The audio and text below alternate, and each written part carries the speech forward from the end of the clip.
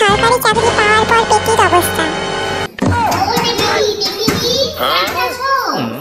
কি রে, কি হচ্ছে না কি পেটি রে? ও দাঁড়াই না, মানে আমি ঘরে কাজও দিয়ে কিনি না কি রে? আমি তোমাকে বলছি আসছি না, তুমি যে কোথা থাকো না, আমার কত দেখে যায় আমার নিচে সরকারি চাকরি পাইছে তো, ওই জন্য তোমাকে বৃষ্টিটা দেখে আসছি। উফ, এইসব মানুষকে যে কেন আসে আমার ঘরে, ঢাউ দেখতে চলে আসে, একদম সহ্য হয়নি আমার একদম তা।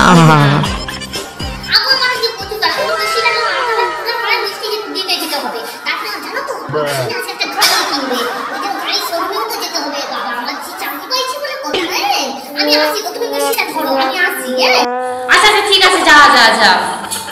যেন আর বলছি তো চাকরি পাইনি, ও যেন আপনার চাকরি পাইছে, এমন ভাব দেখালে মরে যাই না। মেয়ের সরকারি চাকরি চলে যাওয়ার পর পেটি। ও বেটি, বেটি রে, কাই রে, দরজাটা খুল রে।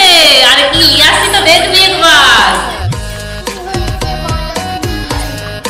আরে আমার ছেলে তো সরকারি চাকরি পাইছে, বুঝছো তো, ওই জন্য তো তোকে মিষ্টিটা খাওয়াইতে আসছি।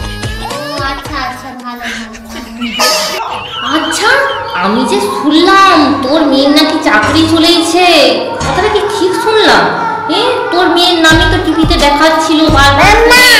ওরা যে বললো তোর মেয়ে ব্রিলিয়ান্ট, এটা সেটা, এখন তো দেখছি তোর মেয়েও ঘুষ দিয়ে চাকরিটা পাইছে রে। এত নাটক করে কি ছিল তখন, বুঝি না বাবা।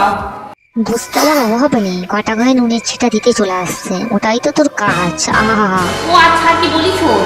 আর আমার ছেলে তো চাকরিটা পেয়ে গেছে, তোর মেয়ে যেহেতু চাকরিটা চলে গেছে, যদি তোদের মেয়ের কোনো চাকরি লাগে আমার ছেলের কাছে একটু যা, পাঠিয়ে দিস, ঠিক আছে? আমরা তোর মেয়ের জন্য নাহলে কোনো একটা ব্যবস্থা করে দিই। আসি রে, আসছি, আমরা অনেক এখন কাজ আছে, যাচ্ছি। ও সব জানি, এখন মিষ্টি খাবে না, আসছে দুদিন পরে বলবি ও দেখি গো, দেখি গো, আমার পেটের চালটাও নেই, ওটা সব নাটক জানা আছে, তুই আমাদের এখানে ভাবছি না বাবা, দিদি